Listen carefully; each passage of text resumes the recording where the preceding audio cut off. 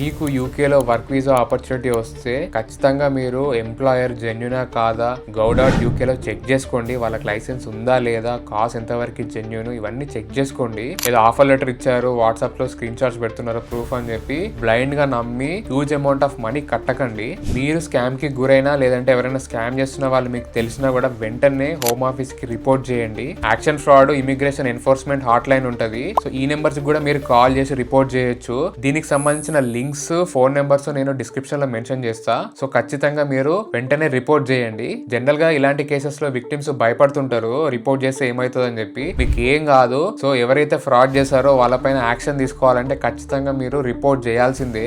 ఇలాంటి ఫ్రాడ్స్ కి మీరు ఒక్కరే గురవ్వట్లేదు కదా, మీలాగే చాలా మంది ఉంటారు. సో అందరు ఒకటేసారి రిపోర్ట్ చేయండి అండ్ యాక్షన్ అయితే ఖచ్చితంగా తీసుకుంటారు హోమ్ ఆఫీస్ వాళ్ళు. సరే మళ్ళీ ఉంటా. జై హింద్.